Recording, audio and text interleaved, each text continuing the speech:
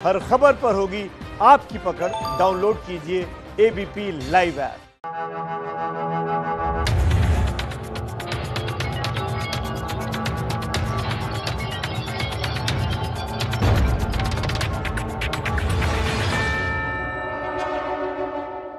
नमस्कार, आप देख रहे हैं एबीपी न्यूज। आपके साथ हूं मैं रूबिका लियाकत। बहुत बहुत स्वागत है आपका। सीधा सवाल में क्या है? सीधा सवाल यही कि यह आत्मसमर्पण है या गिरफ्तारी।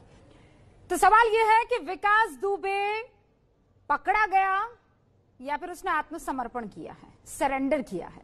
जो विकास दुबे 8 पुलिस वालों की हत्या का आरोपी है, वो 7 दिन तक घूमता रहा, 10 राज्यों की पुलिस को छकाता रहा, दिल्ली से लेकर नेपाल बॉर्डर तक उसकी तलाश होती रही, अलग अलग सूत्र, अलग अलग बातें करते रहे, लेकिन यूपी के 3 लाख पुलिस वालों को चकमा देकर वो मध्य प्रदेश के उज्जैन में महाकाल के दरबार पहुंच गया। पहले कानपुर से फरीदाबाद आया और फिर फरीदाबाद से उज्जैन तक पहुंच गया। कैसे? और जब गिरफ्तार हुआ तो चिल्ला चिल्ला कर बड़ी ऐंठ के साथ कह रहा है कि मैं विकास दुबे कानपुर वाला। इसीलिए सवाल किया जा रहा है कि क्या यह गिरफ्तारी फिक्स है। इस गिरफ्तारी पर हमने आज एक स्नैप पोल भी करवाया है, जिसका सवाल यही है कि विकास दुबे की गिरफ्तारी क्या साबित करती है। विकास दुबे कानपुर वाला। उज्जैन में गैंगस्टर गिरफ्तार, अब सियासी आर पार। अखिलेश ने पूछा, विकास दुबे की गिरफ्तारी या सरेंडर। जो एक अपराधी चाहता है कि उसकी सुविधा के अनुसार, उसके समय के हिसाब से, उसकी सुविधा की जगह उसकी सरेंडर हो जाए ताकि वो अपने केस को अपने हिसाब से मैनेज कर सके, उसने वो कर लिया। प्रियंका गांधी ने लगाया विकास दुबे से मिली भगत का आरोप।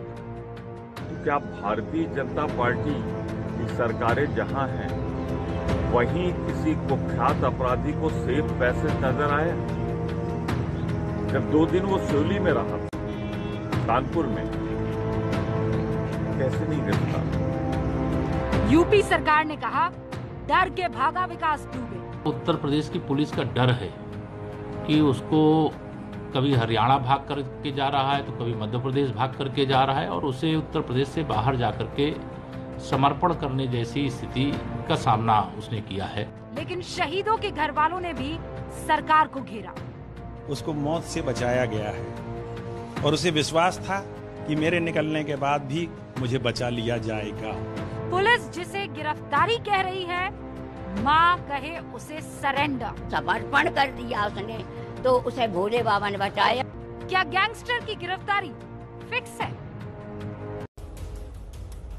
तो क्या लगता है, गैंगस्टर की गिरफ्तारी फिक्स है? क्योंकि कांग्रेस तरह तरह के आरोप लगा रही है। अखिलेश यादव ने शुरुआत की आरोप ये लगाते हुए कहा कि बता तो दीजिए, इन दोनों शब्दों में से एक का इस्तेमाल कीजिए, सरेंडर किया है या अरेस्ट किया गया है। वैसे इस वक्त एक बड़ी खबर आ रही है, मैं अपने सारे मेहमानों से आपको मिलवा दूं। उससे पहले मंदिर की सुरक्षा इंचार्ज रूबी, जिसने एबीपी न्यूज से बातचीत की, उसने कहा कि विकास दुबे रोया, उसकी आंखों में आंसू थे, नदी में स्नान करके वो मंदिर में आया था और उसके बाद उसकी आंखों में बकायदा आंसू दिखाई दे रहे थे। शिप्रा में स्नान किया था। ये वहां की सिक्योरिटी इंचार्ज है रूबी, जिन्होंने ये खुलासा किया। सुनिए क्या कह रही है। मंदिर की सुरक्षा अधिकारी रूबी यादव कमांडेंट हैं, जिन्होंने सबसे पहले उसको वॉच करने के बाद ट्रेस किया। रूबी जी, ऐसा लग रहा है कि वो सरेंडर के लिए यहाँ आया था? नहीं, हमें ये बिल्कुल नहीं लगा कि वो सरेंडर करने के लिए आया है, क्योंकि उसने अपने आईडी कार्ड भी झूठी बताई, हमें अपना नाम भी गलत बताया, उसने अपना हुलिया भी बदल के रखा हुआ था। तो इससे ऐसा बिल्कुल नहीं लगता कि वो सरेंडर करने के लिए आया था। और काफी देर तक वो अपनी पहचान छुपाता रहा?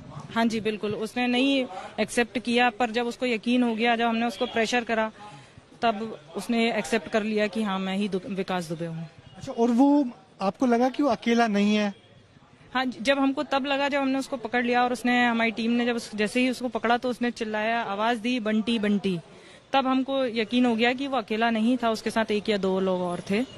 उसने ये भी आपको बताया कि वो बोलेरो से आया था, कोई नई गाड़ी से आया था? नहीं, उसने हमें ये बताया कि हाँ, वो व्हाइट बोलेरो से आया था यहाँ पे, और ड्राइवर था साथ में जो कि इनको लेके आया था। वो पहले शिप्रा पे उसको लेके गए नहान के लिए, और उसके बाद फिर वो यहाँ पे आया।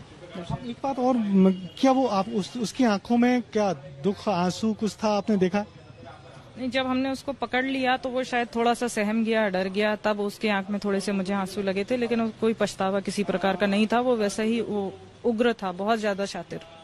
उसने फिर ये भी बताया कि उज्जैन वो आता रहा है, क्योंकि हमने उसकी फेसबुक प्रोफाइल पे भी देखा है वो महाकाल का अपने आप को भक्त मानता है। जी, उसने मुझे बताया कि मैं महाकाल आता रहता हूँ, साल में 2 बार सावन में आता रहता हूँ। सुना आपने, ये वहां की सिक्योरिटी इंचार्ज रूबी, जिन्होंने ब्रिजेश राजपूत को ये बताया कि कैसे उसने आंखों में आंसू ला दिए, वो स्नान करके आया था लेकिन सरेंडर के भाव से नहीं आया था। हमारे साथ AK जैन साहब है, पूर्व DGP उत्तर प्रदेश। हमारे साथ इस वक्त शलभ त्रिपाठी आपको स्क्रीन पर नजर आ रहे हैं, उत्तर प्रदेश बीजेपी के प्रवक्ता हैं। हमारे साथ राजीव त्यागी साहब इस वक्त आपको स्क्रीन पर दिखाई दे रहे हैं, कांग्रेस के राष्ट्रीय प्रवक्ता हैं। और आपको ये बता दें कि राजीव राय भी जुड़ चुके हैं, जो कि समाजवादी पार्टी के प्रवक्ता हैं। सतीश प्रकाश, राजनीतिक विश्लेषक, भी हमारे साथ जुड़ चुके हैं। बहुत बहुत स्वागत है आप सभी का। और कानपुर से मेरे सहयोगी संजय त्रिपाठी आपको दिखाई दे रहे हैं, और ब्रिजेश राजपूत उज्जैन से हमारे साथ लाइव है। शुरुआत में ब्रिजेश आपसे करना चाहती हूँ, इसलिए क्योंकि आपने अभी एक ये ब्रेकिंग न्यूज दी है कि वो सरेंडर के भाव से नहीं आया था, उसे तो पकड़ लिया गया। तो अगर पकड़ लिया गया तो वो इत्मीनान से चलता, टहलता, घूमता कैसे नजर आ रहा है एक वीडियो में? देखिए, शुरुआत में तो हमको भी लगा, जिस तरीके से उसके वीडियो दिख रहे थे, कि वो टहलते हुए आया और वो अकेला दिखा। जब पहली बार वीडियो में दिखा सुरेश कहार की दुकान में, तो अकेला दिखा, एक बैग टांग के आया था।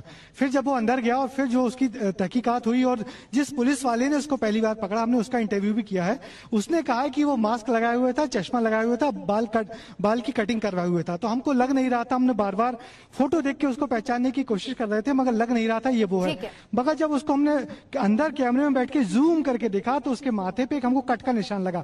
तब हमको लगा ये वही आदमी है। फिर सारे लोग सतर्क हुए और उसको बाहर आ जाने दिया। जब तक वो मंदिर परिसर में अंदर था तो मास्क लगाया हुआ था, चश्मा लगाया हुआ था, और जब वो बाहर को आया तब इन्होंने उसको पकड़ा और उससे पूछताछ की। और पूछताछ में, जैसा कि रूबी यादव ने बताया, साथ में जो तस्वीरें चल रही हैं, कल से ABP न्यूज ये कह रहा था कि वो ना लंगड़ा कर चल रहा है, थोड़ा हल्का हल्का लंगड़ा कर चल रहा है। यही चीज वहां फरीदाबाद में दिखाई दी और इस CCTV कैमरा में। बहरहाल अब इस पर डिस्कशन से कोई फायदा नहीं है, क्योंकि पकड़ा जा चुका है। शलभ त्रिपाठी, क्लैरिटी के साथ आप ये बता पाएंगे कि पुलिस ने पकड़ा है कि इसने आत्मसमर्पण किया है? क्योंकि मां कुछ और कह रही है और बयान कहीं और से कुछ और आ रहे हैं। नहीं, देखिए रूबिका जी, वहां पर जो सुरक्षा अधिकारी हैं, वहां के जो गृह मंत्री हैं, वहां की जो पुलिस है, वहां के जो माननीय मुख्यमंत्री हैं, उन्होंने स्पष्ट किया। और मुझे लगता है कि जो तमाम जो संस्थाएं होती हैं, उनकी बात को स्वीकार करना चाहिए। उनके अलावा जो लोग, तमाम लोग जो सियासत कर रहे हैं, जिनको सियासत करना है, वो तो बहुत सारी बातें करेंगे। जिन्होंने संरक्षण दिया, अब वो ये तो नहीं बताएंगे कि आपने भी उनकी मां का जो बयान दिखाया, उसमें आपको दिखाना चाहिए कि उनकी मां ने ये भी बताया कि कौन सी पार्टी का नेता था। उन्होंने नाम लिया समाजवादी पार्टी का नेता था। तो 2017 से पहले जो लोग विकास के घर पे दबिश देने भी नहीं जा पाए, 2007 से लेकर 2017 तक विकास के यहाँ एक छापा नहीं पड़ा, एक NCR रजिस्टर नहीं हुई, उसको माननीय बना दिया गया 2007 से लेकर 2017 के बीच में। और 2017 के बाद योगी आदित्यनाथ जी की सरकार ने उसको दोबारा माननीय से अपराधी बनाया। 3 बार छापे पड़े, जिनमें 2 बार वो जेल गया और 3 साल के दौरान लगातार वो जेल में रहा। इस बार भी जब से उसने इस घटना को अंजाम दिया, उसके बाद से जो ताबड़तोड़ कार्रवाइयां हुई हैं, उसके सारे साथी मारे गए, बहुत से गिरफ्तार हो गए, उसका खुद का साला गिरफ्तार हो गया। एक सेकंड में आपको रोक रही हूँ, इसका जवाब राजीव राय देंगे, लेकिन इस वक्त एक बड़ी खबर आ रही है। पूछताछ में इस कुख्यात अपराधी ने बाकायदा एक कबूलनामा सामने रखा है। उसने कबूला है कि वो पुलिस वाले के शव को, पुलिस वालों के शव को जला देना चाहता था। पंकज झा मेरे सहयोगी फोन लाइन पर जुड़ चुके हैं। पंकज, डिटेल्स। रूबिका, पिछले करीब घंटे 1.5 घंटे से उसकी उज्जैन के पुलिस ट्रेनिंग सेंटर में पूछताछ हो रही है। सिलसिलेवार तरीके से करीब सवालों की लिस्ट बनी है। उसमें एक सवाल के जवाब में जो उसने बताया है वो काफी हैरान करने वाला है, और इसकी तस्वीर पहले से भी आई थी। उसने ये बताया कि पुलिस वालों की उसने गोली मार के हत्या की।